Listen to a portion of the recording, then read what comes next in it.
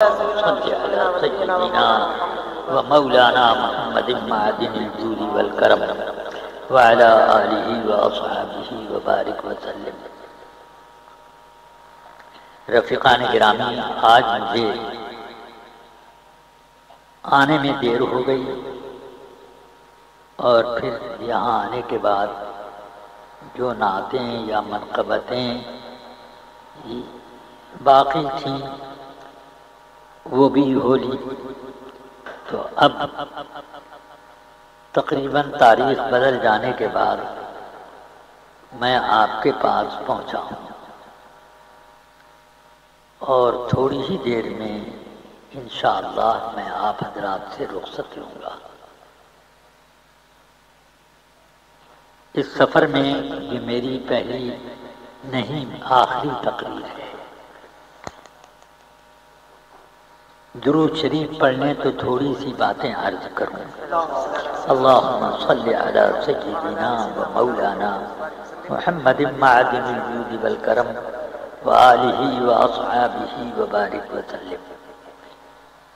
اللہ تبارک و تعالی نے انسانوں کے اندر کئی قسم کی قوتیں پیدا کی ہیں اور اسی اعتبار سے آدمی کے اندر جذبات بھی عطا کیے ہیں۔ مثال کے طور پر آدمی کو مال کی قوت ملتی ہے تو یہ اللہ کی دی ہوئی ہے۔ اللہ تبارک و تعالی نے ارشاد فرمایا، لا تقتلوا اولادکم خشیۃ املاق نحن نرزقكم وإياهم۔ اے لوگو، تم تنگ دستی کے ڈر سے اپنی اولاد کو قتل مت کیا کرو، ان کے رزاق تم نہیں ہو، ان کے بھی رزاق ہم ہیں، تمہارے بھی رزاق ہم ہیں۔ مطلب یہ ہوا کہ آدمی کے پاس مال آتا ہے، بھلے اس میں کچھ اپنی تدبیر اور محنت کا دخل ہو، مگر دیا ہوا اللہ کا ہے، اس لیے کہ وہی محنت وہی تدبیر دوسرا کرتا ہے تو الٹی پڑ جاتی ہے، کام نہیں بنتا، اور ایک کرتا ہے تو کامیاب ہوتا ہے۔ جب اللہ کی مشیت ہوتی ہے اور جب وہ کسی کا دامن بھرنا چاہتا ہے تو تدبیر کرے کہ نہ کرے وہ آنا ہے۔ اسی لیے لوگ کہتے ہیں کہ اللہ دیتا ہے تو چھپر پھاڑ کے دیتا ہے۔ شیخ سعدی علیہ الرحمہ ارشاد فرماتے ہیں، اگر روزی بدانش بر فزودے زناداں تنگ تر رودی نبودے۔ اگر عقل اور علم کی بنیاد پر روزی بٹا کرتی تو بے وقوف سے زیادہ تنگ روزی والا دنیا میں کوئی نہ ہوتا۔ حالانکہ ہم نے دیکھا ہے کہ انگوٹھا چھاپ کنیاں بڑے بڑے قابل بقرات قسم کے نوکر اپنے ہاں حساب کتاب یہ وہ انکم ٹیکس اس کا کرنے کے لیے رکھے رہتے ہیں۔ ذرا سوچو، ان کے پاس اتنی دولت کہ وہ نوکر رکھتے ہیں، ان کے پاس اتنا علم مگر نوکر بنے ہوئے ہیں۔ تو یہ اللہ تبارک و تعالی کی چیز ہے۔ اس لیے اللہ تعالی نے قرآن حکیم میں فرمایا، ان اللہ هو الرزاق ذو القوۃ المتین۔ اللہ ہی روزی دیتا ہے، وہی قوت والا اور قوت عطا کرنے والا ہے۔ اب آپ ذرا دیکھیں، ایک ہی بیماری میں جو دوا استعمال کرے ایک آدمی کو چھوٹ کرتی ہے، ایک آدمی کو ریئیکشن۔ آخر یہ فرق کیوں ہے؟ ڈاکٹری حساب سے وہ کہہ دیں گے کہ ان کے بدن میں اس کے خلاف کچھ جراثیم تھے، اس وجہ سے ریئیکشن ہو گیا۔ مگر حقیقت یہ ہے کہ رسول پاک صلی اللہ علیہ وسلم نے فرمایا کہ کوئی دوا اس وقت تک اثر ہی نہیں کر سکتی جب تک کہ اللہ کا حکم اس کو نہ مل جائے۔ تو وہ ایکشن کا اثر کرے کہ ری ایکشن کا، وہ سب اللہ کے حکم سے ہوتا ہے۔ تو رفیقان ملت، میں نے ایک قوت کے بارے میں بتایا، آدمی کے بدن میں قوت ہوتی ہے، تو وہ جی چاہتا ہے کہ کسی چیز کو میں دھکا دوں، یہ کروں وہ کروں، راستہ چلتا ہے تو بسا اوقات لوگوں کو کندھا لڑا دیتا ہے اور اپنا وزن ثابت کرنے کی کوشش کرتا ہے۔ ایک یہ جذبہ ہے، مگر اس کے ساتھ یہ بھی تو جذبہ ہوتا ہے کہ کسی کو طاقت ملتی ہے تو سوچتا ہے کوئی گرا پڑا آدمی مل جائے تو میں اس کو اٹھا کر کے اس کی منزل تک پہنچا دوں۔ یہ بھی ایک جذبہ ہے، اور وہ بھی ایک جذبہ ہے کہ کوئی نہ ملا تو کم سے کم دیوار ہی سے ٹکر مارنی، یہی کر لیا۔ تو اس طرح کے لوگوں کے جذبات ہیں۔ مال اکٹھا کرنے کی لگن سب کو ہوتی ہے، مگر مال اکٹھا کرنے کے بعد اس مال کو کیا کرنا ہے، اس کے جذبات مختلف ہوتے ہیں۔ اللہ تعالی نے انسانوں کے اندر ایک نفسانی کیفیت یہ رکھی کہ کسی چیز سے محبت کرتا ہے اور کسی دوسری چیز سے نفرت کرتا ہے۔ دونوں متضاد صفتیں ہیں۔ ایک صفت محبت کرنے کی الگ ہے اور نفرت کرنے کی یہ صفت یہ الگ ہے۔ یہ نہیں ہے کہ نفرت اور محبت ایک چیز ہی کی ایک ساتھ جمع ہو جائے، جیسے آپ مٹھائی سے محبت بھی کرتے ہیں اور سخت نفرت بھی اسی مٹھائی سے کرتے ہیں، یہ ناممکن ہے۔ اس لیے ایک چیز سے محبت ہوگی تو دوسری چیز سے آپ کے دل میں نفرت بھی ہوتی ہے۔ تو اس طرح پر مختلف جذبات اور مختلف قسم کی صلاحیتیں اللہ نے بندوں کے اندر رکھی۔ ان صلاحیتوں اور ان جذبات کے بارے میں تو ہم یہ کہہ دیں گے کہ یہ فطری چیز ہے، اللہ کی دی ہوئی چیز، مگر اس بات کو کہ کون سی سا جذبہ یا کون سی صلاحیت کس جگہ استعمال کی جائے، یہ فطری چیز نہیں ہے، بلکہ اللہ کے حکم کے تابع۔ اللہ اگر حکم دے تو اس کے مطابق کیا جائے۔ مثلا یہ سمجھیے کہ کسی غریب کو کھانا کھلا دینا اور کسی موذی کو مار دینا، سانپ کو دیکھا مارنے کے لیے آپ پل پڑے، بچھو دیکھا اس کو کچلنے کی کوشش کرنے لگے۔ لیکن ایک یہ بھی ہوتا ہے کہ بہت سے لوگ بچھو اور سانپ دیکھتے ہیں تو اس کو جلدی سے پکڑنے، قبضے میں کر کے اپنے پاس رکھنے کی کوشش کرتے ہیں اور اس کا میوزیم بناتے ہیں۔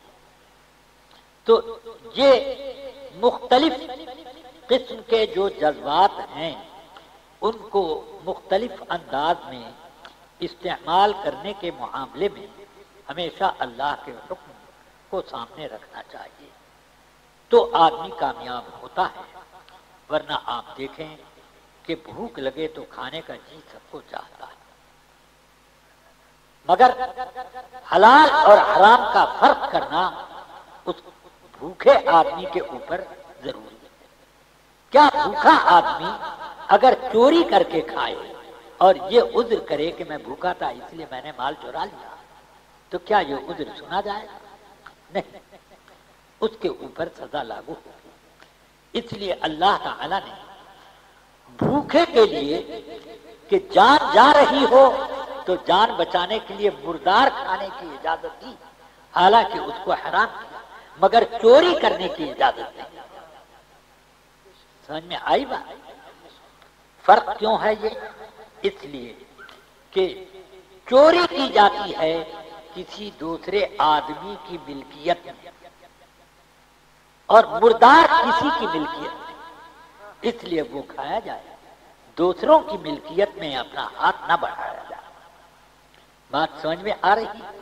تو اس لیے اللہ تبارک و تعالی نے ان قواعد کو بندوں کے اوپر نافذ کیا۔ اسی طرح اللہ تعالی نے انسانوں کے اندر ایک قوت شہوانی رکھی جس کو لوگ سیکس کہتے ہیں، ایک شہوت کی قوت وہ ہر انسان کو عطا فرمائی، جس قوت سے لوگ، جس قوت کی وجہ سے لوگوں کی رغبت اس بات کی طرف ہوتی ہے کہ کسی عورت کا قرب حاصل ہو، عورتوں کے دل میں یہ خواہش ہوتی ہے کہ کسی مرد سے اس کو نزدیکی حاصل ہو۔ تو یہ ایک جذبہ ہے، مگر اس جذبے کا یہ مطلب نہیں ہے کہ اس میں حلال اور حرام کا فرق مٹا دے، بلکہ اسی لیے اللہ تعالی نے نسل حلال اور نسل حرام کا فرق قائم کرنے کے لیے نکاح کو بیچ میں قائم کیا کہ نکاح کرو اور نکاح کی وجہ سے تم گناہ سے بچو۔ اس لیے میرے آقا سرور کائنات صلی اللہ تعالی علیہ وسلم ارشاد فرماتے ہیں، تناکحوا وتناسلوا، اے لوگو تم لوگ نکاح کرو اور نسلیں بڑھاؤ، نسلیں پھیلاؤ۔ نسل بندی کرانے کی اجازت نہیں دی، نسل بڑھاؤ۔ فإنی اباہی بکم الامم یوم القیامہ، اس لیے کہ میں تمہاری تعداد کی کثرت دیکھ کر قیامت کے دن دوسری امتوں پر فخر کرتا ہے۔ یہاں سے اس بات کی طرف میرے آقا نے اشارہ کیا کہ تم نکاح کے ذریعے سے جو نسل پھیلاؤ گے اسی پر میں فخر کروں گا، اور حرام کاری سے اگر تم نے نسل بڑھائی تو وہ میرے لیے کیا قابل فخر ہوگی، وہ اپنے ماں باپ کے لیے بھی باعث ننگ بن جاتی، بے عزتی کا سبب بن جاتی، اس پر کیا کوئی فخر کر سکے گا۔ اب یہاں سے ایک اور نقطے کی طرف متوجہ کیا کہ نکاح کر کے نسل بڑھاؤ، مگر ایسی نسل بڑھاؤ کہ وہ قابل فخر ہو۔ یہ نہیں کہ نسل پھیلا تو دی مگر کسی کو چور بنایا، کسی کو آوارہ بنایا، کسی کو گنڈا بنایا، اور کسی کو جناب کسی کو ایسا بنایا کہ لوگ دیکھ کر کے ایسا بھاگتے ہیں جیسے محلے میں باغ آ گیا۔ اب اس طرح پر ایسے لوگ بھی بن جاتے ہیں۔ تو ایسی نسل نہ بنائی جائے، بلکہ نسل بناؤ تو وہ قابل فخر نسل بناؤ کہ جس پر تم نہیں سید کائنات فخر کریں۔ اس لیے رسول پاک سرور عالم صلی اللہ علیہ وسلم نے، مسلم شریف کی حدیث ہے، اپنے صحابہ کو مخاطب کر کے ارشاد فرمایا، کیا تم اس پر خوش ہو کہ 1/4 جنتی تم رہو؟ سارے انبیاء کی امتوں میں جو جنتی ہیں وہ ان کے مقابلے میں تم 1/4 رہو۔ مسلمانوں نے خوش ہو کر اللہ اکبر کا نعرہ لگایا۔ حضور نے فرمایا، اچھا کیا تم اس پر نہیں خوش ہو کہ تم 1/3 یعنی 1/3 جنتی تم رہو؟ اور خوش ہو گئے اور نعرہ اللہ اکبر کا بلند کیا۔ تو پھر فرمایا، اچھا کیا تم اس پر نہیں خوش ہو کہ آدھے جنتی تم اور آدھی جنت میں سارے انبیاء نے، اور خوشی میں اللہ اکبر کا نعرہ بلند کیا۔ تو آقا کائنات صلی اللہ علیہ وسلم ارشاد فرماتے ہیں، سن لو جنت میں اکثریت میری امت تھی۔ اس سے یہ پتا چلا کہ میرے آقا صلی اللہ علیہ وسلم کو علم غیب بھی، اور یہ بھی پتا چلا کہ میری امت میں اولاد کثرت سے پیدا ہوتی، جب یہ پھیلے گی اور یہ جنت میں جائیں گے لوگ. اور حضور صلی اللہ علیہ وسلم ہی نے خود فرمایا کہ اگلی امتوں کے انبیاء جب تشریف لائیں گے قیامت میں تو کچھ وہ انبیاء ہوں گے کہ جن کی امت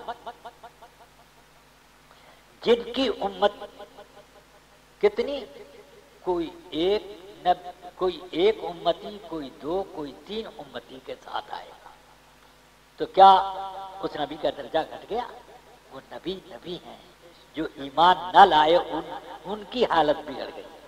تو کوئی ایک امتی کے ساتھ آئے گا اور کوئی دو یا تین امتی کے ساتھ آئے گا. اور غالباً یہ بھی فرمایا کہ بعض نبی تو اکیلے تشریف لے آئیں گے، مگر وہ بھی تو نبی ہیں، شان ان کی بلند ہے.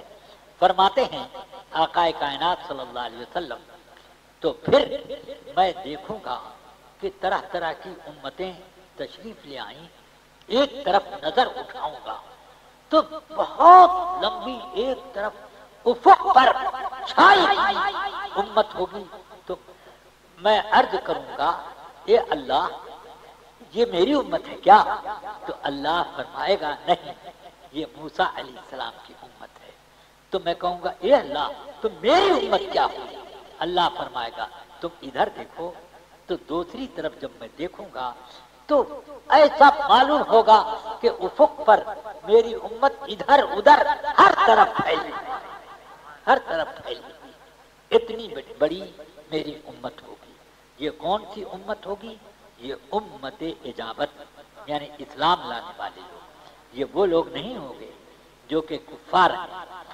اس لیے میرے آقا سرور کائنات صلی اللہ علیہ وسلم کی امت میں جنت میں جانے والے لوگ ساری امتوں کے مجموعے سے زیادہ، سب سے زیادہ.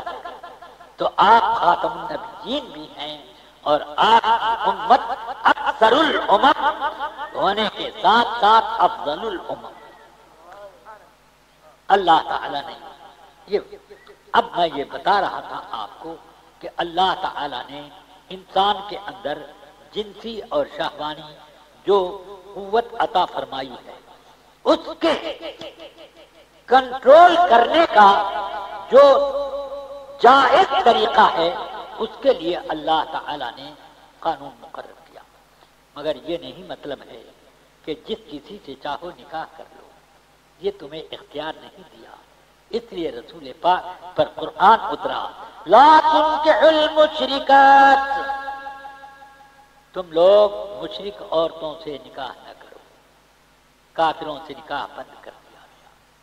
دیکھ لیا آپ نے کیوں؟ اس لیے کہ تمہیں امت محمدی بنانی، اس لیے تم مشرک کی اولاد کو اس معاملے میں اختیار نہ کرو.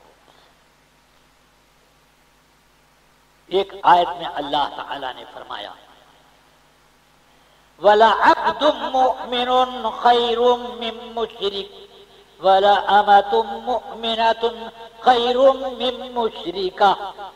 فرمایا ایک مسلمان غلام ایک آزاد مشرک سے زیادہ بہتر ہے، اللہ کے ہاں اس کی قدر ہے. اور ایک مسلمان باغی ایک آزاد خوبصورت عورت سے زیادہ خدا کے ہاں قیمتی ہے. اب اس کا مطلب کیا ہوا کہ تمہیں شادی نہیں ملتی تو ایک باغی سے تو شادی کر سکتے ہو مگر ایک آزاد مشرکہ سے نہیں کر سکتے. اور اگر تمہیں لڑکی دینے کے لیے یا لڑکی کو شوہر تلاش کرنے کے لیے کوئی آزاد آدمی نہیں ملتا تو ایک غلام مسلمان سے شادی کر لو. تو مسلمان غلام کا درجہ ایک مشرک آزاد سے بڑھ کر، ایک مسلمان باندی کا درجہ ایک مشرکہ سے بڑھ کر. اس سے آپ اندازہ کیجئے کہ اللہ تعالی نے آپ کو وہ قوت تو دی مگر قوت پر بندش لگائی کہ اس کو ہر طریقے پر استعمال کرنے کی اجازت نہیں. فرمایا قرآن مجید میں اللہ تعالی نے محسنین غیر مسافحین، تمہیں عورتوں سے قریب ہونے کی اجازت تو ہے مگر پاک دامن رکھ کر، یہ نہیں کہ شہوت کا پانی بہانا ہی، یہ نہیں، بلکہ اس وقت آپ اپنی پاک دامنی تلاش کرو۔ تو اللہ تعالی نے اس میں نکاح کرنے کے معاملے میں کئی اور بندشیں لگائیں، مثلا یہ بندش لگائی کہ کن کن عورتوں سے نکاح نہ کرو، تو 7 عورتیں قرآن مجید میں نسب کے اعتبار سے حرام کی، 7 عورتیں سبب کے اعتبار سے حرام کی، یعنی 14 قسم کی عورتیں حرام کر دی گئیں نسب اور سبب کے طریقے پر۔ اس لیے اللہ تعالی فرماتا ہے لا تنکحوا ما نکح آباؤکم، جن عورتوں سے تمہارے باپ نے شادی کی ہے ان سے نکاح نہیں کر سکتے۔ اللہ تعالی نے فرمایا حرمت علیکم امہاتکم وبناتکم، اس طرح پر یہ نسب کی عورتیں کہ تمہاری مائیں، تمہاری بیٹیاں، تمہاری بہنیں، تمہاری بھتیجیاں وغیرہ وغیرہ، تمہاری بھانجیاں، یہ سب تمہارے اوپر حرام کی ہیں۔ اسی طرح تمہاری رضائی مائیں، تمہاری رضائی بہنیں، تمہاری اور رضاعت کے اعتبار سے کتنی قسمیں، وہ سب اللہ تعالی نے حرام فرمایا۔ اور رسول پاک نے فرمایا یحرم من الرضاعۃ ما یحرم من النسب، جو چیزیں حرام ہوتی ہیں نسب کی کڑی لگنے سے، وہ چیزیں رضاعت کی کڑی سے بھی حرام ہوتی ہیں۔ اس لیے جب رضاعی بہن، وہ نسبی بہن سے نکاح جائز نہیں تو رضاعی بہن سے بھی جائز نہیں۔ اس طریقے پر قرآن مجید میں تفصیل یہ دے دی گئی۔ تو اب اس سے کیا یہ بات نہیں معلوم ہوئی کہ نکاح کرنے کے لیے نکاح آپ کر رہے ہیں، اور نکاح اللہ نے نہ فرض کیا نہ واجب کیا، اور نہ اللہ تبارک و تعالی نے نکاح کو بہت اتنی اہمیت دی کہ آدمی کے روزے اور نماز کی حیثیت رکھ لی، بلکہ نکاح کو اللہ تعالی نے نارمل حالات میں رسول پاک کی سنت قرار دیا۔ اور جو آدمی بیویوں کے حقوق ادا نہیں کر سکتا، نہ حقوق اس کے خورد و نوش کے اور رہائش کے اور اس کی پوشاک کے، یہ سب جو حقوق ادا نہیں کر سکتا، تو ان مردوں کو نکاح کی اجازت نہیں۔ جو مرد اپنی شہوت پہ قابو نہیں پاتا، اس کو ڈر ہے کہ بدکاری میں مبتلا ہو جائے گا، کسی حرام کام میں گرفتار ہو جائے گا، اس کے اوپر اللہ نے نکاح کو فرض کر دیا کہ تجھے نکاح کرنا پڑے گا۔ نارمل حالات میں تو سنت ہی ہے اور وہ حرام نہیں ہے۔ دنیا میں جتنے نکاح کیے جاتے ہیں نارمل حالات میں، ماں باپ کو فکر ہوتی ہے بیٹا جوان ہو گیا، بیٹی جوان ہو گئی، بیٹا جوان ہو گیا، بیٹی جوان ہو گئی، رشتے تلاش کرو، رشتے دیکھو، نظر دوڑاؤ، ان سے سفارش کرو، لوگوں کے کان میں بات ڈالو۔ یہ کیوں ایسا کیا جاتا ہے؟ یہ اس لیے کہ نارمل حالات میں سنت ہے اور اس سنت سے دور نہیں رہنا چاہیے۔ میرے آقا سرور کائنات صلی اللہ علیہ وسلم ارشاد فرماتے ہیں، جیسا کہ بخاری کی روایت میں ہے، یا معاشر الشباب من استطاع منکم الباءۃ فلیتزوج فإنہ اغض للبصر واحسن للفرج ومن لم يستطع فعليه بالصوم فإنه له وجاء۔ اے جوانوں سن لو، اگر تم بیوی کے حقوق کے ادائیگی کی طاقت رکھتے ہو تو نکاح کر لو، نکاح کر لو۔ کیوں نکاح کر لو؟ اس لیے کہ اس سے تمہاری شہوتیں قابو میں آ جائیں گی اور تمہاری آنکھیں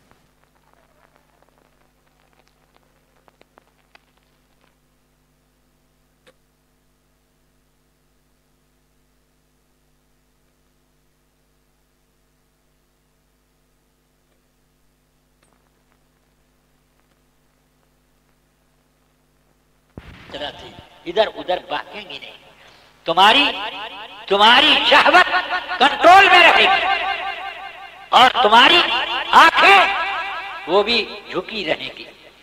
وَمَن لَّمْ يَسْتَطِعْ، اور جو آدمی اس کی طاقت نہ رکھتا ہو اس کی ذمہ داری یہ ہے، جو آدمی اس کی طاقت نہ رکھتا ہو کہ بیوی کے حقوق ادا کر لے گا، تو رسول پاک فرماتے ہیں کہ وہ روزہ رکھے، خوب روزہ رکھے، کیونکہ روزے سے آدمی کی شہوت مردہ ہوتی ہے اور اسے گناہ سے وہ روزہ بچا لے گا۔ اسی لیے تو قرآن حکیم میں روزے کے ذکر میں اللہ نے فرمایا کہ کتب علیکم الصیام کما کتب علی الذین من قبلکم لعلکم تتقون، تمہارے اوپر روزہ فرض کیا گیا جیسے تم سے پہلے والوں پر فرض تھا۔ کیوں؟ لعلکم تتقون، تاکہ تمہارے اندر پرہیزگاری آئے۔ مطلب یہ ہوا کہ نفسانیت آدمی کی شہوت اس کی وجہ سے آدمی کی کنٹرول میں آتی ہے اور آدمی بے قابو نہیں ہو پاتا، اس لیے روزہ رکھنے کا میرے آقا نے حکم دیا اور اس بات کی ترغیب دی۔ بعض حدیثوں میں فرمایا کہ من رغب عن سنتی فلیس منی، میں نکاح قائم رکھتا ہوں، اس لیے جو کوئی میری سنت سے منہ موڑے، کیا مطلب میری سنت کو ناپسند کرے، تو وہ میرے گروپ میں نہیں، میری سوسائٹی کا آدمی نہیں، میری سنت سے محبت رکھنا پڑے گا۔ اس لیے یہ پسند کیا جاتا ہے کہ وہ بچے شادی میں جکڑے جائیں، یہ کیے جائیں، اور کچھ لوگ یہ سوچتے ہیں کہ نہیں ذرا سا ابھی دیر کرو، کھانے کمانے لائق ہو جائے، کچھ یہ ہو جائے وہ ہو جائے، مگر یہ نہیں جانتے کہ رزق اللہ کے ہاتھ میں ہے۔ اسی لیے قرآن حکیم میں اللہ تعالی نے فرمایا، حکم دیا، انکحوا الایام منکم والصالحین من عبادکم، اے لوگو تم اپنے غیر شادی شدہ لڑکوں اور لڑکیوں کا نکاح کرو، غیر شادی شدہ کا نکاح کرو، اور تمہارے جو غلام ہیں ان کی بھی شادی کرو۔ ان یکونوا فقراء یغنیہم اللہ من فضلہ، اگر وہ لوگ محتاج ہوں گے تو اللہ اپنے فضل سے ان کو مالدار بنائے گا، ان کو غنی بنا دے گا۔ کیا پتا چلا کہ شادی کرنے سے ایک فائدہ دنیا میں یہ بھی ملتا ہے کہ آدمی کی روزی میں برکت ہو جاتی ہے، آدمی کی روزی بڑھ جاتی ہے، کیونکہ رسول پاک نے بھی یہی بات کہی، المعونۃ علی قدر المعونہ، اللہ کی مدد ذمہ داری کے اعتبار سے اترتی ہے، جتنی ذمہ داری بڑھاؤ گے اتنی ہی زیادہ اللہ کی نعمت اور اللہ کی مدد تمہارے ساتھ زیادہ ہوگی۔ رسول اکرم صلی اللہ علیہ وسلم اللہ کی مخلوق کے سب سے بڑے ذمہ دار ہیں، اس لیے اللہ تعالی نے رسول پاک صلی اللہ علیہ وسلم کو حکم دیا، اما السائل فلا تنہر، کوئی مانگنے والا آئے اس کو ڈانٹیے نہیں، فرمایا فاما الیتیم فلا تقہر، یتیم کے اوپر آپ کوئی سختی نہ کریں اور مانگنے والوں کو جھڑکیں نہیں، دونوں کے ساتھ اچھا سلوک کریں۔ کیا مطلب؟ یتیموں کی دستگیری اور سائلوں کی مدد یہ آپ ضرور برتتے رہیں۔ کیوں اللہ نے یہ حکم دیا؟ رسول پاک صلی اللہ علیہ وسلم نے اپنا دریائے سخاوت اتنا جاری کر دیا کہ سبحان اللہ، تارے کھلتے ہیں سخا کے، وہ ہے ذرہ تیرا، اور تارے چلتے ہیں عطا کے، وہ ہے قطرہ تیرا، وہ ہے قطرہ تیرا، میرے قریب سے گر قطرہ کسی نے مانگا، دریا بہا دیے ہیں، درے بے بہا دیے۔ یہ میرے آقا صلی اللہ علیہ وسلم کی شان ہو گئی، تو اللہ تعالی نے آپ کی شان یہ کر دی کہ فرماتے ہیں رسول پاک صلی اللہ علیہ وسلم کہ میں اوتیت مفاتیح خزائن الارض فوضعت بیدی، میرے پاس زمین کے تمام خزانوں کی کنجیاں لائی گئیں اور میرے قبضے میں دے دی گئیں کہ لیجئے یہ آپ رکھیے۔ تو کیوں؟ رسول پاک نے ذمہ داری اپنی خوب بڑھائی، تو اللہ نے رسول پاک کو ساری کائنات کی دولت دی، سبحان اللہ سبحان اللہ، سارے خزانے کو دیا، آپ کو عطا فرما دی۔ لو اب میرے قریب تم نے اپنی ذمہ داری بڑھا لی ہے تو ہم نے اپنی مدد کی بے شمار کی کیا بات ہے، سبحان اللہ سبحان اللہ، کہ اب تو یہ شان ہے کہ میں تو مالک ہی کہوں گا کہ وہ مالک کے حبیب یعنی محبوب و محب میں نہیں میرا تیرا۔ سبحان اللہ، نعرہ تکبیر، تو قاعدہ یہ ہوا کہ نکاح کرو تو پھر روزی بڑھے گی۔ اور ایک فائدہ وہ بھی میں بتا چکا کہ رسول پاک نے فرمایا جوانوں نکاح کرو کہ تمہاری شرمگاہیں قابو میں رہیں اور نگاہیں جھکی رہیں، یعنی نکاح کی وجہ سے شہوت بھی کنٹرول میں اور نگاہ بھی کنٹرول میں آتا ہے۔ تو یہ آدمی کے تقوی پرہیزگاری کا اس کی ایک سند، تو یہ بھی نکاح کے فوائد میں سے ایک فائدہ ہے۔ اسی لیے آقا کائنات صلی اللہ تعالی علیہ وسلم فرماتے ہیں النکاح شطر الایمان، ایمان کے کاموں میں آدھا حصہ نکاح ہے۔ تو جس نے نکاح کر لیا تو باقی میں پرہیزگاری اختیار کرے، یہ میرے آقا نے فرمایا۔ ہاں تو نکاح ایمان کا آدھا حصہ ہے۔ تو اس سے آپ کیا یہ نہیں سمجھ پاتے کہ نکاح آدھا حصہ کیسے؟ بھئی دیکھو، یہ نکاح جب کرو گے تو تم ذمہ دار بنو گے، اپنی کفالت بھی کرو گے، اپنی بیوی کی بھی کفالت کرو گے، بچے پیدا ہوں گے ان کی بھی کفالت کرو گے، پھر اپنی بیوی کی بھی تربیت اور اپنے بچوں کی بھی تربیت۔ بیوی ذرا خیال رکھنا، اپنے آپ کو صحیح انداز میں ہم لوگ رکھیں، نہ ہر روز لڑائی کیا کریں، نہ ہم لوگ ایک دوسرے سے منہ پھلا کر آنکھیں بند کر کے رکھیں۔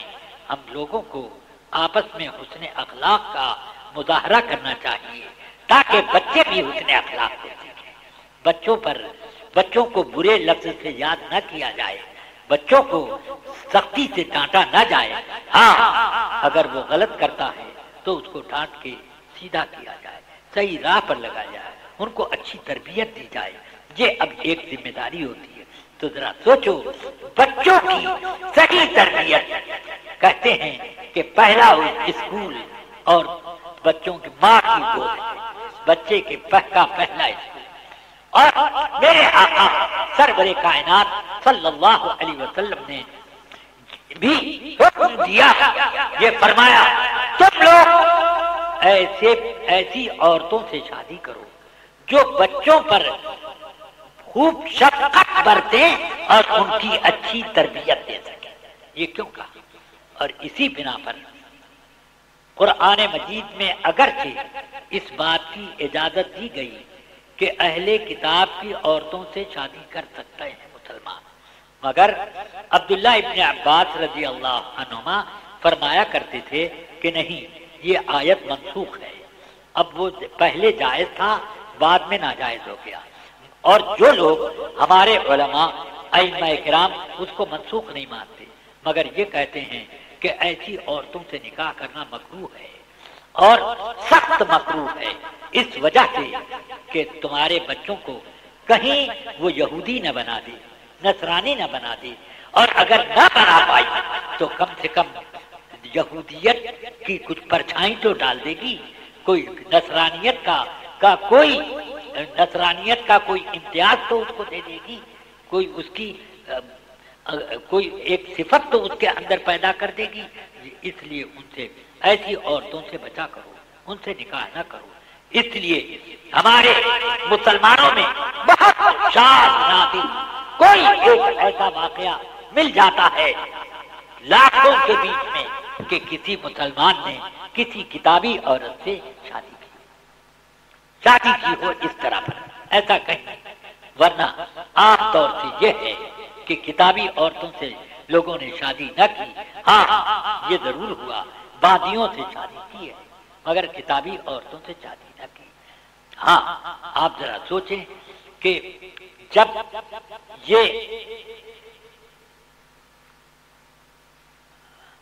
ایران فتح ہوا تو وہاں سے 3 بادشاہ جو تھا یزدجو، اس کی 3 لڑکیاں گرفتار ہو کر کے آئیں۔ حضرت امیر المومنین عمر فاروق نے چاہا کہ ان کا دام لگا کر کے ان کو بیچ دیا جائے، جو مسلمان لے گا وہ اپنے گھر میں رکھے یا اس کو آزاد کر کے ثواب پائے، جو چاہے کرے۔ مولا علی نے فرمایا نہیں، ایسا نہ کیجیے، بلکہ عرض کرتے ہیں یہ تینوں باندیاں آپ جتنا پیسہ لینا ہو مجھ سے لے لیجئے، مجھے دے دیجیے۔ انہوں نے کہا تو پھر ٹھیک ہے، تمہاری حصے میں دیتا ہوں، دے دیا۔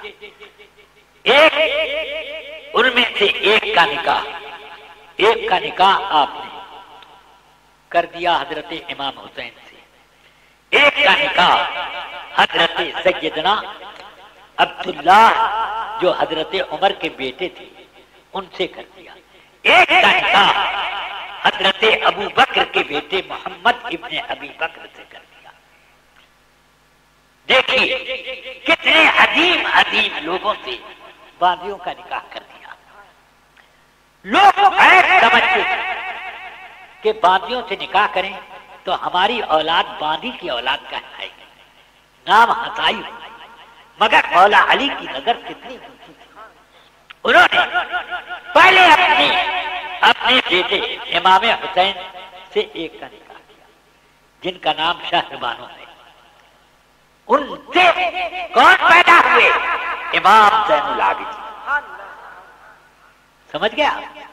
اور عبداللہ ابن عمر کو ایک باندی سے نکاح کرا دیا، ان سے پیدا ہوئے سالم ابن عبداللہ اور محمد ابن ابی بکر کے نکاح میں ایک بیٹی، ان سے پیدا ہوئے حضرت قاسم ابن محمد، اور یہ تینوں کے تینوں تابعین میں اتنے اونچے درجے کے ہیں کہ مدینے میں ان کے ٹکر کے 60 فقیہ مانے جاتے تھے، ان میں ان تینوں کا درجہ بہت اونچا تھا۔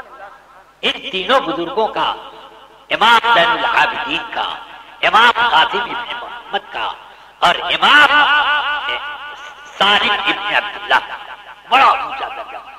یہ جب لوگوں نے دیکھا کہ ارے باندیوں سے اتنے بڑے بڑے بزرگ پیدا ہوئے، تو اس وقت سے لوگوں نے باندیوں سے نکاح کرنا شروع کر دیا، باندیوں سے نکاح کرنا شروع کیا۔ تو اس چیز پر کبھی بھی آدمی نظر نہ رکھے، اس لیے نکاح کے لیے عام طور سے لوگ 2 چیزوں پر زیادہ نظر رکھتے ہیں، حسن و جمال کیسا ہے اور مال کتنا ہے، ان 2 چیزوں پر عام طور سے نظر زیادہ رہتی ہے۔ مگر میرے آقا صلی اللہ علیہ وسلم نے ان دونوں چیزوں کو پسند نہیں کیا۔ بخاری شریف کی ایک حدیث میں فرماتے ہیں تنکح المرأة لمالها ولجمالها ولحسبها ولنسبها فاظفر بذات الدین تربت یمینک تربت یمینک۔ فرماتے ہیں رسول پاک صلی اللہ علیہ وسلم عورتوں سے نکاح ان کی خوبصورتی کی بنا پر ہوتا ہے، اور کچھ نکاح ان کی مالداری کی وجہ سے ہوتا ہے، کچھ نکاح ان کے اونچے نسب نامے کی وجہ سے ہوتا ہے، کچھ نکاح کچھ اونچے عہدے کی وجہ سے ہوتا ہے کہ یہ فلاں عہدے دار کی بیٹی ہے، یہ خلیفۃ المسلمین کی بیٹی ہے، یا یہ فلاں وزیر کی بیٹی ہے، یا یہ فلاں عہدے پر فائز ہے، یہ اس طرح پر فرماتے ہیں۔ اور کچھ لوگ نکاح کرتے ہیں عورت کی دینداری دیکھ کر، تو میرے آقا اب فیصلہ کرتے ہیں کہ یہ 5 طریقے ہیں نکاح کے، جمال کی وجہ سے، مال کی وجہ سے، نسب کی وجہ سے، حسب کی وجہ سے، دینداری کی وجہ سے۔ فرماتے ہیں فاظفر بذات الدین تربت یمینک تربت یمینک، دیندار عورت سے شادی کر، تیرے ہاتھ تجھے برکت ملے گی، برکت۔ سبحان اللہ سبحان اللہ۔ کیوں یہ ایسا کہا؟ کیوں ایسے فرمایا؟ مطلب یہ ہے حسن و جمال کتنے دن تک رہنے والی چیز ہے؟ کیا اس کے اوپر جوانی ڈھلنے کا وقت نہیں آئے گا؟ دو بچے پیدا ہونے کے بعد چہرے پر سلوٹیں اور لکیریں، جھریاں نمودار نہیں ہونے لگے؟ کیا ایک عورت بالکل بڑھاپے میں پہنچنے کے بعد جب نہ منہ میں دانت نہ پیٹ میں آنکھ والا حال ہو تو اس وقت کیا وہ بالکل لیلا کی طرح چمکتی ہوگی؟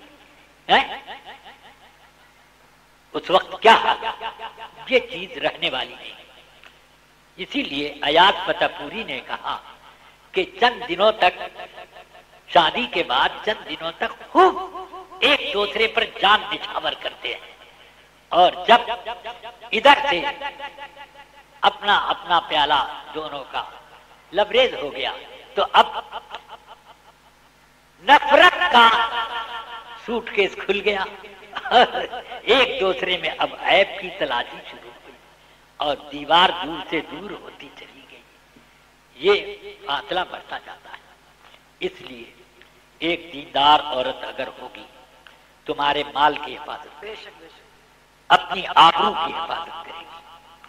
وہ عورت جب تک دیندار ہے تمہارے بچوں کو دیندار بنائے گی، صاحب اخلاق بنائے گی۔ وہ تمہاری ایک ایک چیز کی صحیح نگہبانی کرے گی۔ تم سے کبھی چوک ہوگی تو اس کی دینداری کا تقاضا ہوگا کہ تم کو اس چوک سے خبردار کرے کہ یہ چیز نہیں ہونی چاہیے، میاں صاحب ذرا اس کا خیال رکھا کیجیے، کیوں اتنی دیر تک سوتے ہیں کہ نماز قضا ہو جائے، ذرا اٹھیے تو نماز بھی تو پڑھ لیا کیجیے۔ یہ سب وہ کرے گی، اور تم نے اگر کوئی غلط کام کیا تو فوراً وہ اس کی اصلاح کرے گی کہ یہ کام ایسے کیوں ہوا، ایسے ہونا چاہیے۔ تو یہ ایک اور ایک دیندار ہونے کے بنا پر کبھی بھی تمہارے سامنے موچ نہیں دکھائے گی، کیونکہ دیندار عورت جانتی ہے کہ دین کے اعتبار سے عورت کو اپنے شوہر کی تعظیم اس دنیا کے ہر رشتے سے زیادہ یہ حکم دیا گیا، تو اس لیے وہ تمہاری تعظیم کرے گی، تمہارے حقوق کو پہچانے گی اور حفاظت کرے گی۔ وہ بوڑھی بھی ہو جائے گی تو اس کی محبت دل سے نہیں جائے گی۔ جتنا وقت اس کے ساتھ زیادہ گزرتا جائے گا اتنی ہی اس کی قدر بڑھتی چلی جائے گی۔ اس لیے میرے آقا نے کتنی خوبصورت بات کی، مگر کیا آپ یہ یقین سے کہہ سکتے ہیں کہ جو دیندار عورت ہوگی بالکل مفلس، محتاج، کنگال ہوگی؟ کیا اس کے پاس مال نہیں ہو سکتا؟ جتنی دیندار عورتیں ہیں کیا سب کانی ہیں، لنگڑی ہیں، فالج زدہ ہیں؟ ان کو مرگی کی بیماری ہے سب دیندار عورتوں کو؟ کیا ہے؟ کس وجہ سے دیندار عورت کو، ہاں اگر وہ خوبصورت ہے تو اس کی خوبصورتی سے نکاح نہیں کیا ہے، اس کی دینداری کی بنا پر نکاح کیا ہے، تو اس کی خوبصورتی بھی تمہیں کام دے گی۔ چلو خوبصورتی ختم ہو گئی تو کیا ہوا؟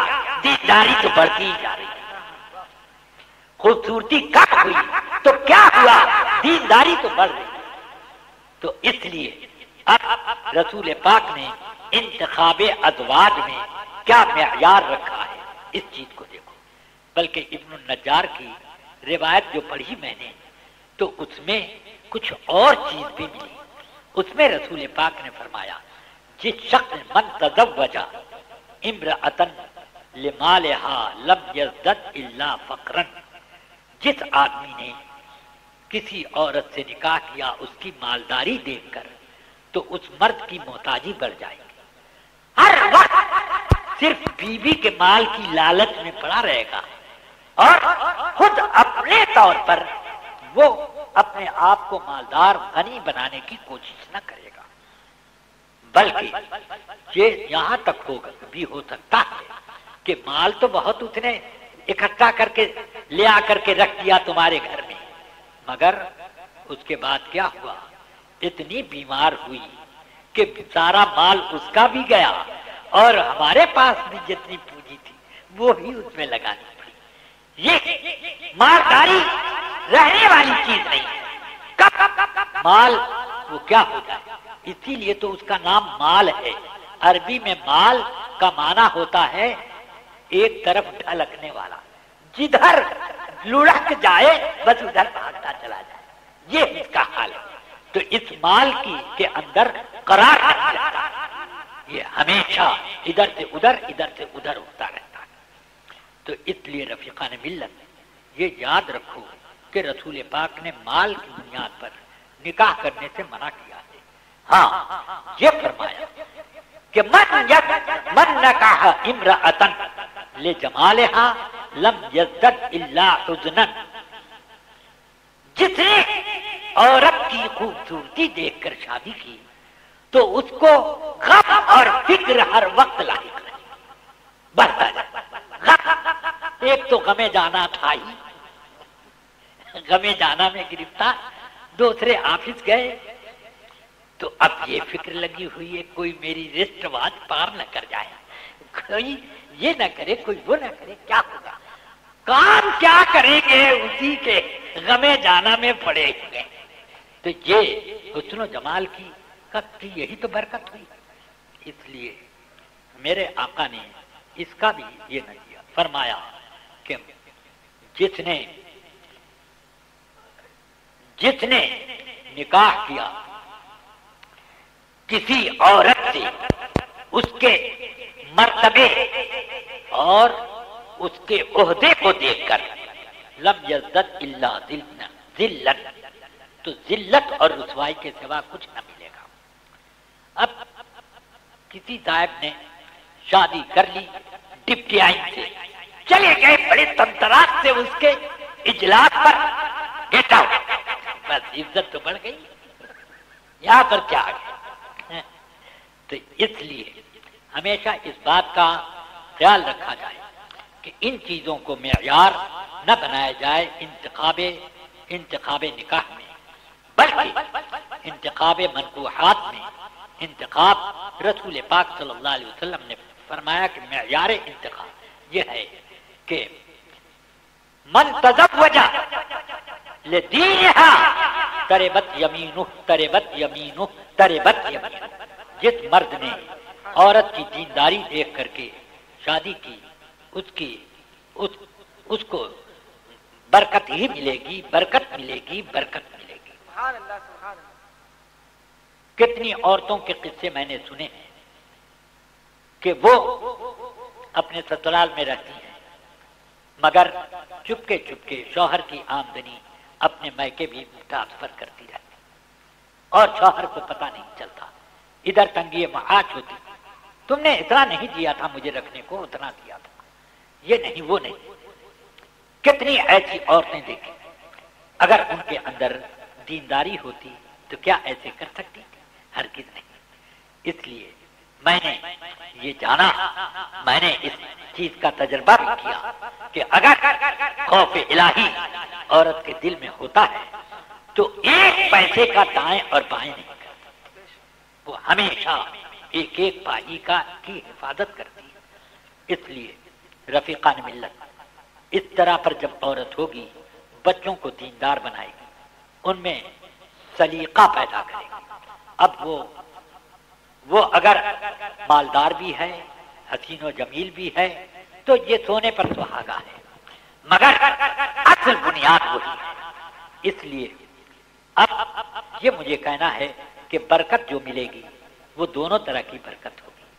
برکت یہ بھی ہوگی کہ گھر میں برکت آئے گی، عزت آئے گی، یہ سب دنیا کی باتیں، اور یہ بھی برکت کہ آخرت میں بھی برکت رہے گی تمہارے، اور ایسی برکت رہے گی کہ سبحان اللہ، کیا پوچھنا ہے برکت۔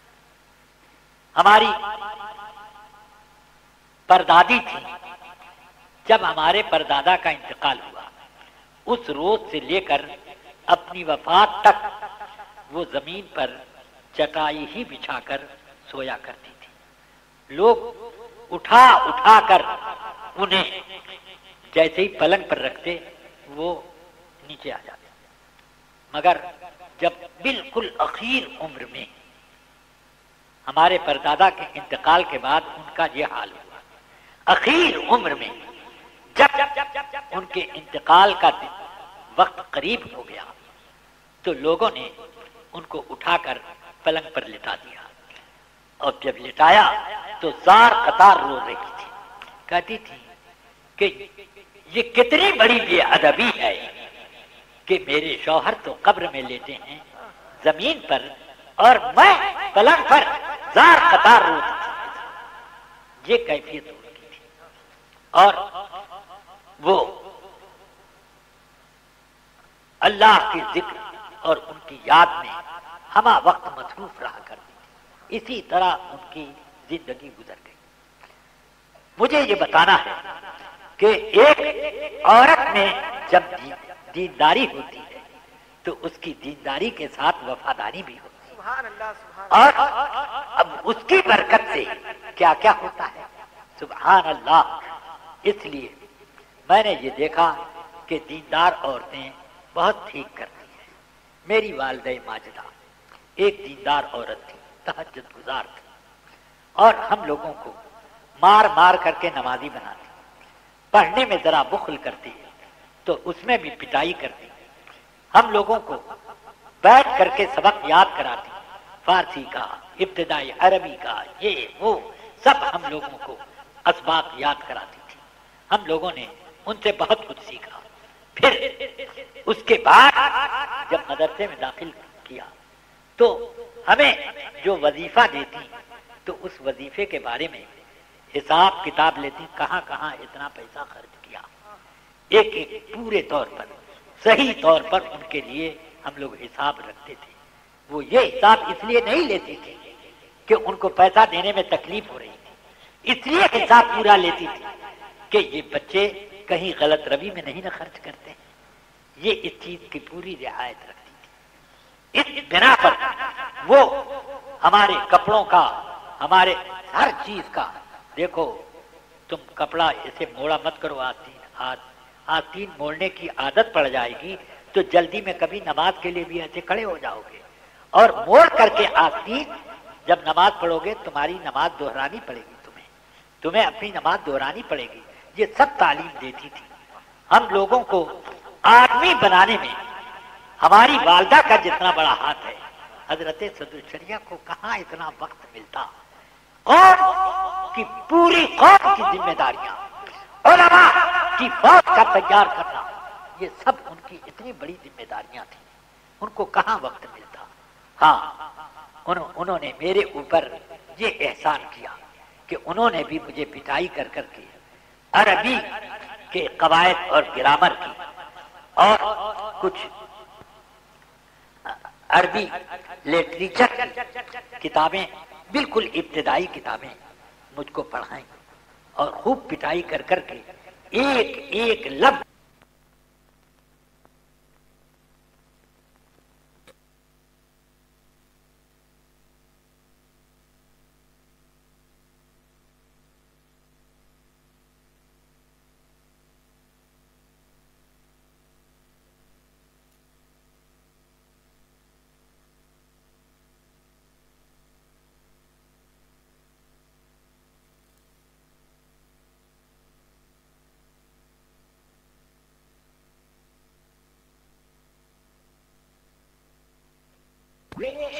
وہ بتاتے کم اور سبق سنتے زیادہ. ایک چیز کو وہ ہمیں جاری کرا دیتے، یہ فعل اس طرح سے اس طرح سے اس طرح سے چلو کرو. اب دوسرا ایک صیغہ لے آئے، چلو اس کو بھی اب پورا کرو، اس کو کرو، اس کو کرو، اس کو کرو. اب جب میں اس کی سب گردانے کرتا کہ ماضی، مستقبل، حال، ماضی قریب، استمراری، بعید، یہ وہ سب کرتا، پھر مضارع کی تمام قسمیں، پھر یہ وہ سب کرتا، 1.5 سے 2 گھنٹے تک مجھے سبق سنانے میں لگتا، اور وہ آنکھ بند کر کے بیٹھے سب سنتے رہتے. کہیں غلطی ہوتی ٹھہرو، روکتے، روک کر کے کیا پڑھا یہ نہیں، یہ نہیں، ایسے نہیں، ایسے. تو ہماری والدہ ماجدہ نے تو ہماری خوب تربیت کی. والد ماجد چلے گئے مگر اس کے باوجود بھی پھر ہماری والدہ ہم لوگوں کی تربیت کرتی تھی، پٹائی کرتی تھی اور طرح طرح سے ہم لوگوں کو طریقے بتاتی. رات کو اکثر بیشتر ہم لوگوں کو کا بستر اپنے بستر کے قریب لگاتی، بیچ میں اپنا بستر رکھتی اور ہماری چارپائیاں ادھر ادھر لگتی. پھر اس کے بعد کبھی کسی نبی کا واقعہ سوتے وقت کوئی عبرت انگیز واقعہ سناتا، کبھی کسی ولی کا واقعہ، کسی عالم کا واقعہ، ایسے ایسے واقعات سنا کر کے ہمیں بتاتی تھی دیکھو یہ اس طرح سے ہوتا ہے، یہ طریقہ وہ طریقہ سب یہ بتاتی رہتی. تو اس سے ہم لوگوں کو اچھی تربیت ملی. میں اب یہ کہنا چاہتا ہوں کہ آدمی کے لیے اللہ تبارک و تعالیٰ نے جو قوت دی ہے شہوانی قوت، اس شہوانی قوت کو یا کسی بھی قوت کو اللہ تعالیٰ نے ہماری اپنی رائے پر نہیں چھوڑا ہے کہ اس قوت کو استعمال کریں. آنکھ اللہ نے دی اور آنکھ میں روشنی اسی نے دی، حسن و جمال اسی نے آنکھ کے اندر بھرا. مگر کیا یہ حق ہے آپ کو کہ جدھر چاہو دیکھو؟ بلکہ جہاں اجازت دی گئی وہی دیکھنا ہوگا. یہاں تک کہ میرے آقا صلی اللہ علیہ وسلم نے مولا علی کرم اللہ تعالی وجہہ سے فرمایا یا علی لکن نظرۃ الاولی وعلیک الاخرى یا علیک الاخرہ. اے علی اگر پہلی نظر پڑ گئی تو یہ تک تو یہاں تک تو جائز رہا، اگر ٹھہری رہ گئی تو یہ تیرے اوپر گناہ ہے. اگر اچکتی نظر اٹھائی ہو پڑ گئی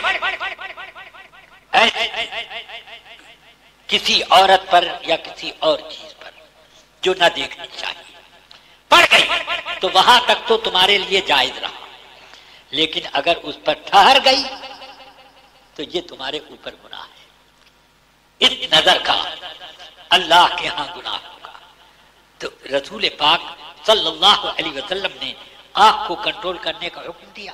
قرآن مجید میں اللہ نے فرمایا قل للمؤمنین ان یغضوا من ابصارہم وقل للمؤمنات ان یغضضن من ابصارہن.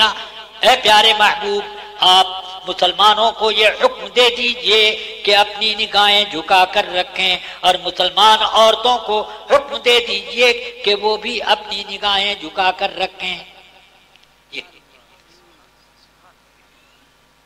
ام المومنین ام سلمہ رضی اللہ تعالی عنہا رسول پاک صلی اللہ علیہ وسلم کے پاس بیٹھی تھی. اتنے ایک نابینا صحابی حضرت عبداللہ ابن ام مکتوم رسول پاک سے ملنے آنے لگے، قریب آنے لگے. تو حضور نے فرمایا ام سلمہ تم پردہ کرو.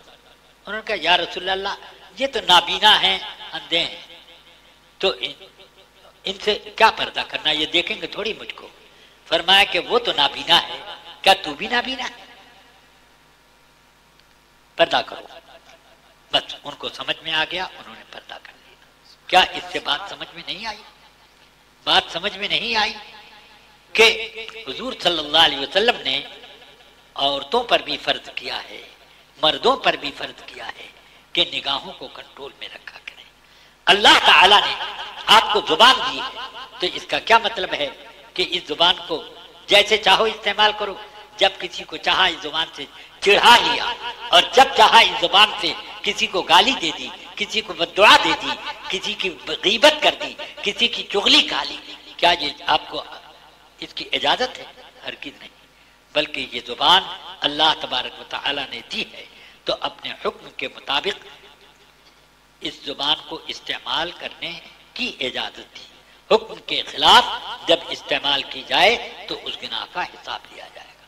اسی لیے قرآن حکیم میں اللہ تعالی نے فرمایا کہ کافروں کے ساتھ قیامت میں ہم یہ معاملہ کریں گے کہ الیوم نختم علی افواہہم وتکلمنا ایدیہم وتشہد ارجلہم بما كانوا يكسبون، آج کے دن ان کے منہ پر مہر لگا دی جائے گی کہ کچھ بول نہ سکو، اور پھر اس کے بعد ان کے ہاتھ کو بولنے کی قوت دی جائے گی، پاؤں گواہیاں دیں گے تمہارے خلاف، ان کے خلاف گواہیاں دیں گے اس کے ہاتھ اور اس کے پاؤں، یعنی جو چیز نہ بول سکے اس کو بولنے کی طاقت دے دے گا اللہ، اور جو بول سکے بالکل اس کو جکڑ دیا جائے گا، مہر لگا، وہ مہر بند ہو جائے گا، یہ کیفیت۔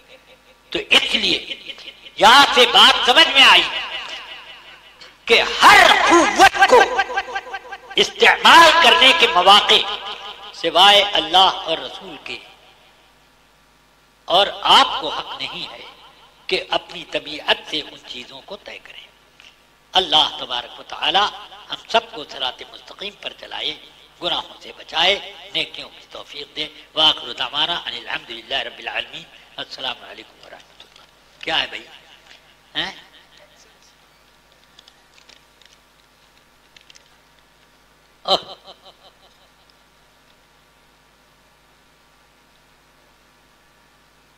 ایک سوال نامہ آیا ہے، اس میں 5 سوال ہیں۔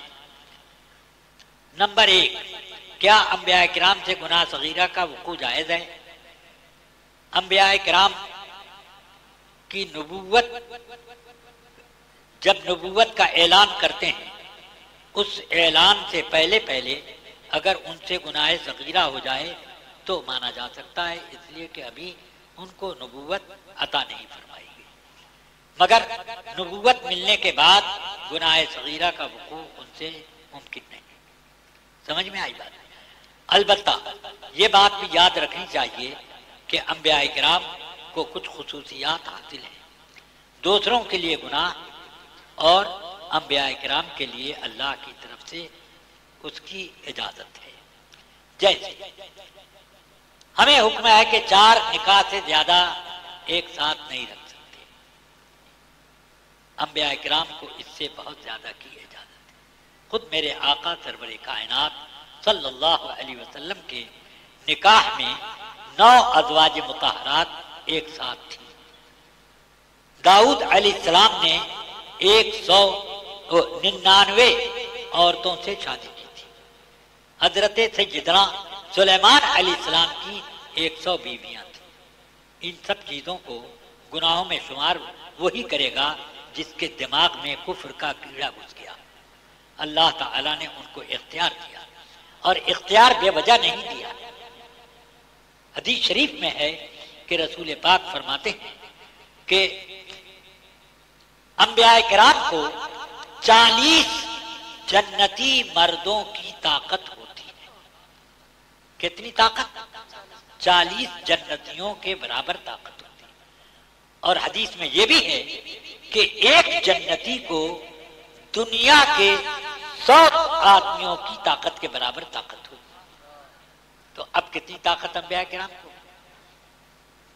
تو آپ اتنی طاقت رکھ کر تھوڑی سی اور 4 بیویوں سے شادی کرو، اور انبیاء کرام 4000 مان لو 400 آدمیوں کی طاقت رکھتے ہوں، اور وہ 100 ہی عورتوں سے شادی کریں، تو اس سے ان کے کنٹرول، نفس پر کنٹرول کرنے کا اندازہ ہوتا ہے۔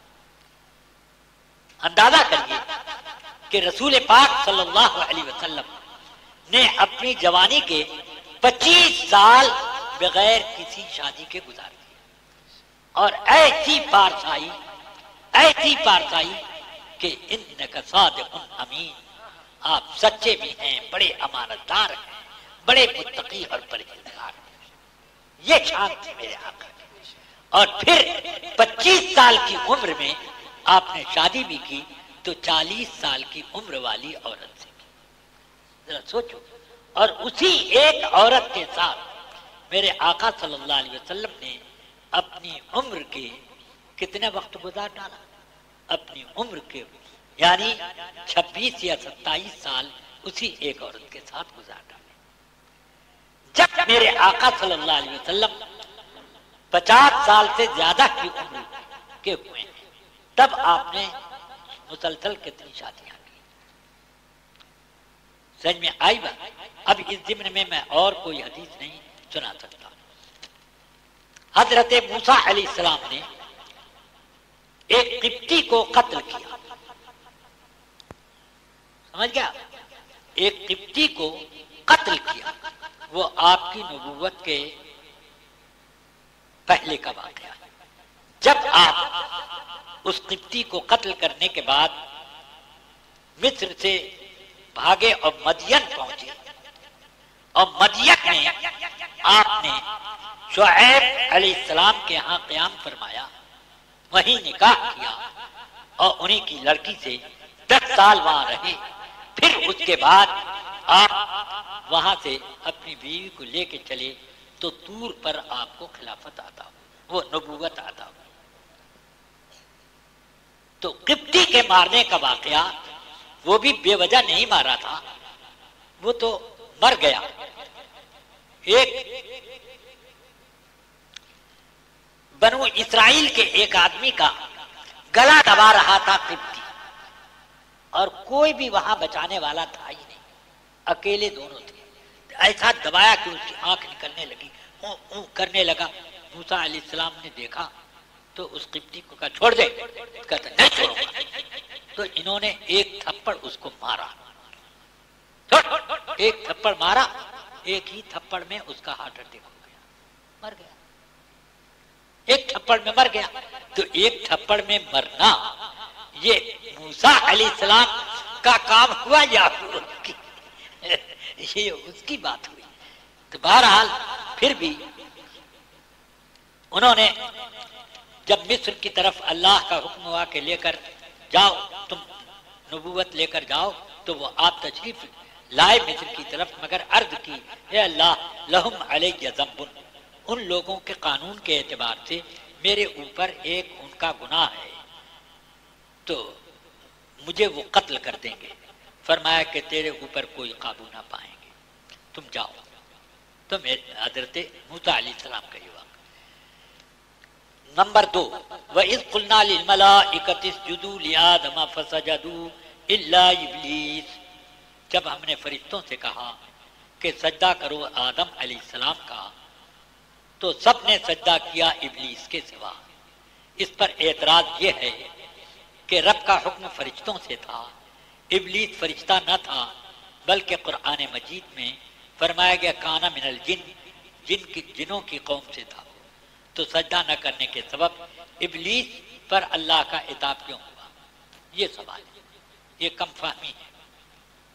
اس لیے کہ ابلیس کو جب فرشتوں کے بیچ میں رکھ دیا گیا اور فرشتوں کے ساتھ وہ شمار ہونے لگا، تو پھر ایسی صورت میں اللہ نے فرشتوں سے فرمایا کا مطلب یہ ہے کہ فرشتوں کے ساتھ اس کو بھی شامل کر کے، کیونکہ فرشتوں کے گروپ میں وہ تھا، اس لیے وہ ہے. جیسے اللہ تعالی نے فرمایا آدم علیہ السلام سے اہبطوا الی الارض جمیعا، آدم تم اور تمہاری بیوی زمین کی طرف اترو، مگر لفظ اہبطوا ہے، تم سب لوگ اترو. یہ کم سے کم 3 کے لیے بولا جائے گا، 2 کو نہیں بول سکتے عربی زبان میں. اہبطوا تم سب اترو، تو اس وقت تھے کہ 2 ہی تو تھے، اس لیے وہاں پر تفسیر کرنی پڑتی ہے یہ کہ اے آدم تم اور تمہاری پشت میں جتنے تمہاری نسل ہیں سب لوگ اترو.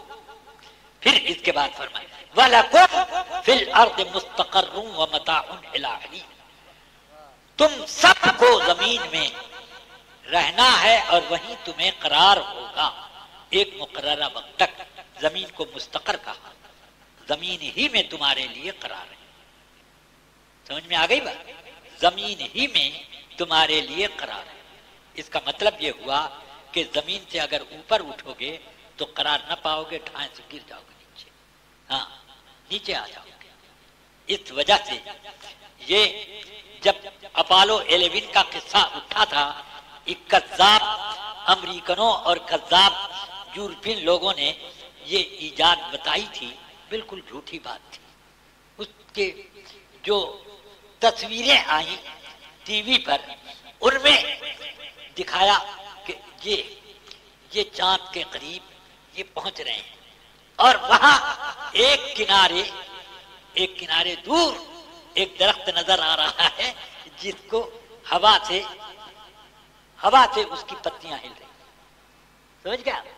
اس سے صاف واضح ہو گیا کہ یہ واقعہ زمین کا ہے، یہیں فلم بنائی گئی اور اس کو ٹی وی پہ نشر کیا گیا۔ اس طرح سے یہ کیا تو وہ اس وقت بار بار یہ سوال آتا تھا۔ میں اس وقت جوان تھا اور میں نے اس وقت جواب لکھا کہ یہ کفار کی خبریں ہیں، ان پر اعتماد کرنا جائز نہیں۔ باقی یہ کہ آدمی چاند اور سورج میں پہنچ سکتا ہے کہ نہیں، شرعاً اس میں کوئی قباحت نہیں، مگر شرع میں یہ اجازت نہیں دی جا سکتی کہ آدمی چاند میں، مریخ میں، مشتری میں جا کر کے رکھ سکتا ہو، یہ نہیں ہو سکتا، کیونکہ قرآن مجید میں فرمایا وَلَكُمْ فِي الْأَرْضِ مُسْتَقَرٌّ وَمَتَاعٌ إِلَىٰ حِينٍ، ایک مقررہ وقت تک تمہیں زمین ہی کو مستقر قرار کی جگہ بنایا گیا، تمہارے قرار کی جگہ صرف زمین، لہذا وہاں پر نہ کوئی شہر بسایا جا سکتا ہے اور نہ کوئی آبادی انسانوں کی قائم ہو سکتی ہے۔ یہ میں نے جواب میں لکھا تھا، اور اب وہ سب بھاڑا پھوٹتا چلا جا رہا ہے۔ اب اس کے بعد تو میں نے یہ بتایا کہ جیسے اہبتو میں معنی لیا ویسے ہی اس کا معنی ملائکہ سے لیا جائے۔ پھر الا ابلیس ہے، فسجدوا الا ابلیس، یہ مستثناء منقطع ہے۔ اس کے علاوہ دوسرا جواب یہ دیا جائے گا کہ حضرت عبداللہ ابن عباس رضی اللہ تعالی عنہما نے فرمایا کہ جن ملائکہ کی قسموں میں سے ایک قسم ہے، اس میں سے تھا یہ۔ اب ایسی صورت پر کوئی اعتراض رہ گیا؟ ابن عباس کی تفسیر کی بنیاد پر تب تو کوئی گنجائش ہی نہیں رہی۔ چلیے نمبر 3، حالت قعدہ میں امام کے ساتھ شرکت نماز کی، کیوں ہی بیٹھا امام صاحب نے سلام پھیر دیا، کیا مقتدی پر تشہد پڑھنا واجب ہے؟ بے شک واجب ہے، کیونکہ جب امام کو آپ نے قعدے میں پا لیا، 2 ہی سیکنڈ 1 ہی سیکنڈ پا لیا، تب تو آپ کی اقتدا صحیح ہو گئی۔ اقتدا صحیح ہو گئی تو جو امام پر واجب تھا وہ آپ پر بھی واجب ہوا، امام پر التحیات واجب تھی وہ آپ پر بھی واجب ہو گئی۔ اور اگر ابھی آپ بیٹھنے تک پہنچے نہیں اور امام نے سلام پھیر دیا تو آپ کی اقتدا بھی صحیح نہ ہوئی، آپ سیدھے کھڑے ہو کر کے اپنی نماز اثر نو پڑھیں۔ ضروری ہے اقتدا صحیح ہونے کے لیے کہ امام جس حال میں ہے اس حال میں امام کو پایا جائے۔ اس لیے آدمی نے اگر اللہ اکبر کہا اور پڑھنے لگے سبحانک اللہم بحمدک اور امام صاحب اتنے میں رکوع سے اٹھ گئے تو وہ رکعت آپ کو نہیں ملی۔ اب وہ جب امام کھڑا ہوا اس وقت سے آپ کی اقتدا شروع ہوئی، اور رکوع میں مل جاتے تو آپ اس کے وہیں سے مقتدی ہو جاتے۔ یہ ہے۔ چلیے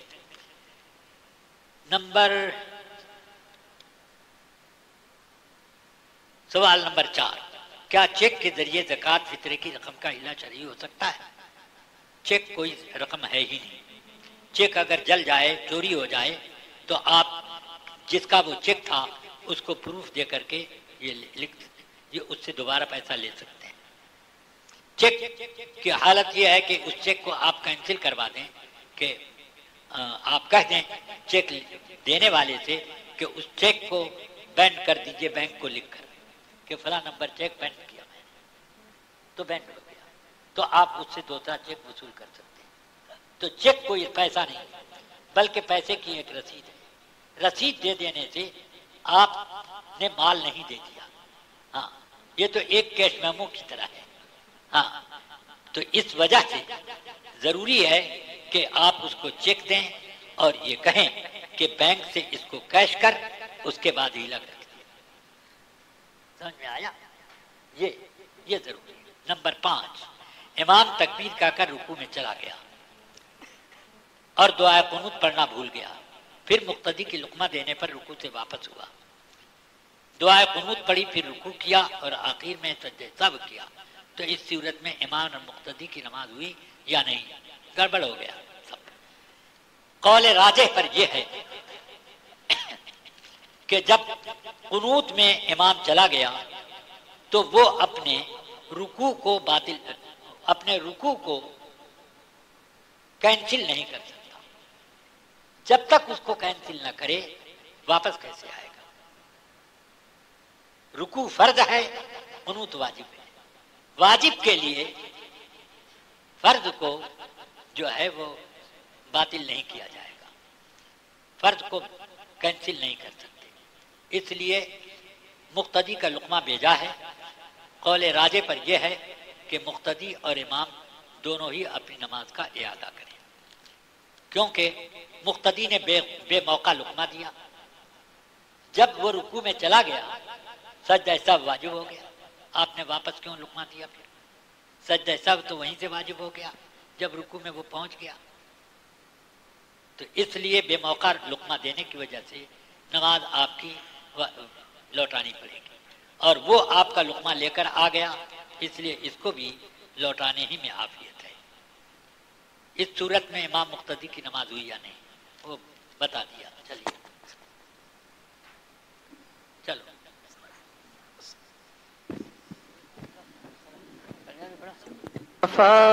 جانی رحمت لاکھوں سلام مصطفیٰ جانی رحمت لاکھوں سلام شمع بز میں ہدایت کو سلام ہم غریبوں کے آقا پہ بے حد درود ہم غریبوں کے آقا پہ بے حد درود ہم فقیروں کے سرور پہ لاکھوں سلام مصطفیٰ جانب پہ لاکھوں سلام شمع بز میں ہدایت پہ لاکھوں سلام دور و نزدیک کے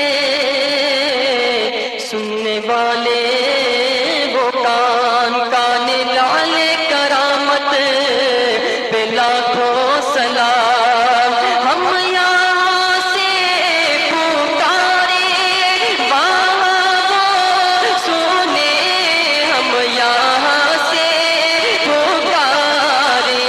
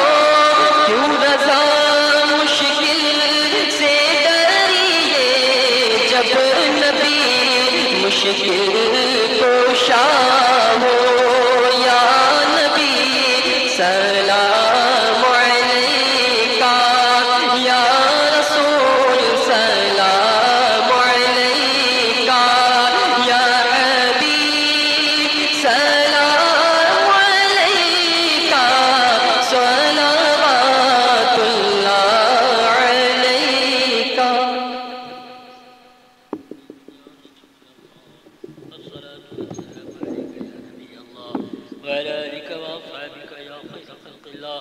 اللهم صل على سيدنا ومولانا محمد معدن الجود والكرم وآله وأصحابه وبارك وسلم. یا اللہ اپنے حبیب کے صدقے میں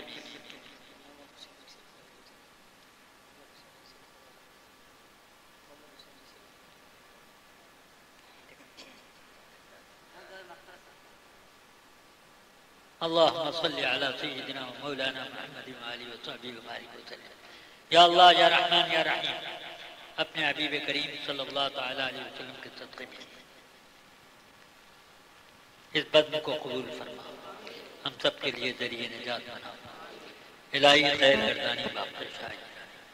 یا اللہ ہم سب کے چھوٹے بڑے گناہوں کو معاف فرما دے.